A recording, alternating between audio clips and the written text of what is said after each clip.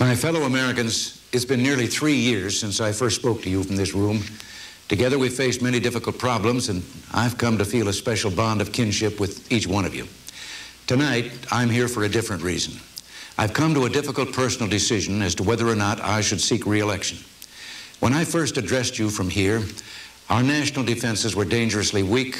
We had suffered humiliation in Iran, and at home we were adrift, possibly because of a failure here in Washington to trust the courage and character of you, the people.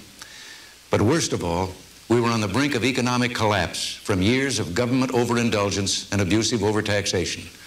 Thus, I had to report that we were, quote, in the worst economic mess since the Great Depression, end quote. Inflation had risen to over 13% in 1979 and to 19% in March of 1980. Those back-to-back years of price explosions were the highest in more than 60 years. In the 5 years before I came here, taxes had actually doubled. Your cost of living pay raises just bumped you into higher tax brackets. Interest rates over 21%, the highest in 120 years. Productivity down 2 consecutive years. Industrial production down, actual wages and earnings down.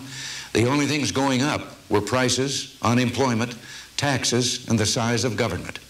While you tightened your belt, the federal government tightened its grip. Well, things have changed.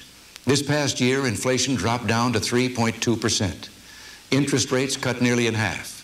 Retail sales are surging. Homes are being built and sold. Auto assembly lines are opening up.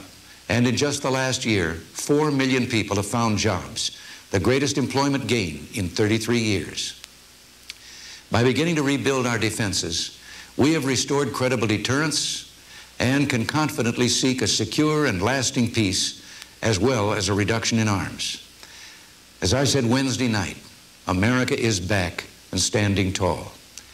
We've begun to restore great American values, the dignity of work, the warmth of family, the strength of neighborhood, and the nourishment of human freedom.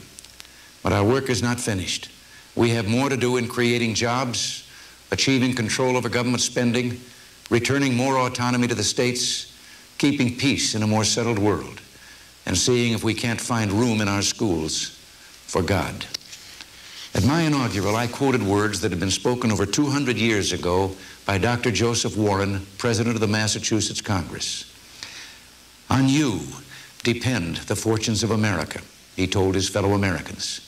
You are to decide the important question on which rests the happiness and liberty of millions yet unborn. And he added, act worthy of yourselves.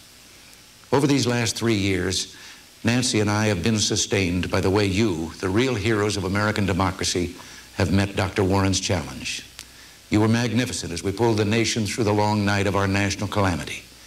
You have indeed acted worthy of yourselves. Your high standards make us remember the central question of public service. Why are we here? Well, we're here to see that government continues to serve you, not the other way around. We're here to lift the weak and to build the peace.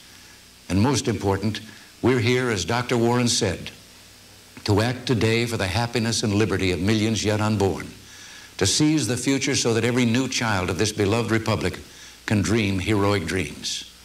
If we do less, we betray the memory of those who have given so much. This historic room and the presidency belong to you. It is your right and responsibility every 4 years to give someone temporary custody of this office and of the institution of the presidency. You so honored me, and I'm grateful. Grateful and proud of what together we have accomplished. We have made a new beginning. Vice President Bush and I would like to have your continued support and cooperation in completing what we began 3 years ago. I am therefore announcing that I am a candidate and will seek re-election to the office I presently hold. Thank you for the trust you've placed in me. God bless you and good